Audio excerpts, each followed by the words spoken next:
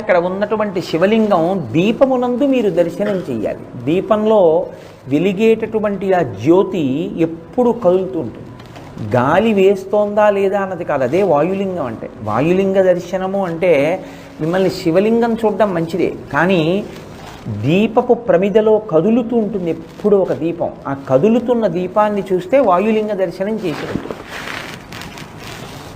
శ్రీకాళహస్తి శివలింగానికి ఒక ప్రఖ్యాతి ఉంది. నవగ్రహ కవచం కట్టుకుంటాడు అక్కడ ఉన్నటువంటి శివుడు. నవగ్రహ కవచం కట్టుకున్నాడంటే నవగ్రహములు ఆయనకు ఒక కవచం, ఆయనకు ఆభరణం అవి.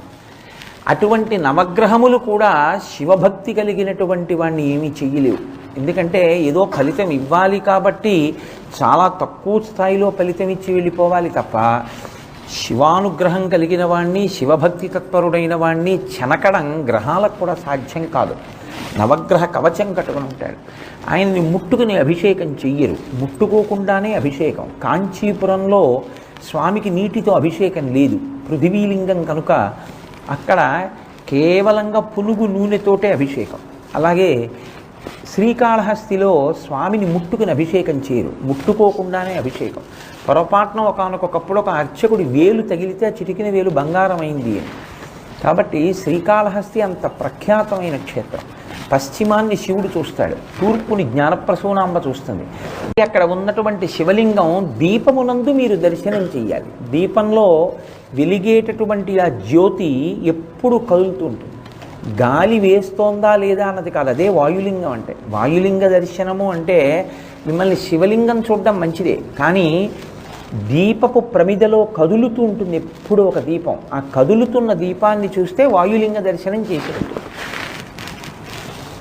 శ్రీకాళహస్తి శివలింగానికి ఒక ప్రఖ్యాతి ఉంది. నవగ్రహ కవచం కట్టుకుంటాడు అక్కడ ఉన్నటువంటి శివుడు. నవగ్రహ కవచం కట్టుకున్నాడంటే నవగ్రహములు ఆయనకు ఒక కవచం, ఆయనకు ఆభరణం అవి. అటువంటి నవగ్రహములు కూడా శివభక్తి కలిగినటువంటి వాడిని ఏమీ చెయ్యలేవు. ఎందుకంటే ఏదో ఫలితం ఇవ్వాలి కాబట్టి చాలా తక్కువ స్థాయిలో ఫలితం ఇచ్చి వెళ్ళిపోవాలి తప్ప, శివానుగ్రహం కలిగిన వాణ్ణి, శివభక్తి తత్పరుడైన వాణ్ణి చెనకడం గ్రహాలకు కూడా సాధ్యం కాదు. నవగ్రహ కవచం కట్టుకుని ఉంటాడు. ఆయన్ని ముట్టుకుని అభిషేకం చెయ్యరు, ముట్టుకోకుండానే అభిషేకం. కాంచీపురంలో స్వామికి నీటితో అభిషేకం లేదు, పృథివీలింగం కనుక అక్కడ కేవలంగా పునుగు నూనెతోటే అభిషేకం. అలాగే శ్రీకాళహస్తిలో స్వామిని ముట్టుకుని అభిషేకం చేయరు, ముట్టుకోకుండానే అభిషేకం. పొరపాటున ఒకనకొకప్పుడు ఒక అర్చకుడి వేలు తగిలితే ఆ చిటికిన వేలు బంగారం అయింది అని. కాబట్టి శ్రీకాళహస్తి అంత ప్రఖ్యాతమైన క్షేత్రం. పశ్చిమాన్ని శివుడు చూస్తాడు, తూర్పుని జ్ఞానప్రసూనాంబ చూస్తుంది.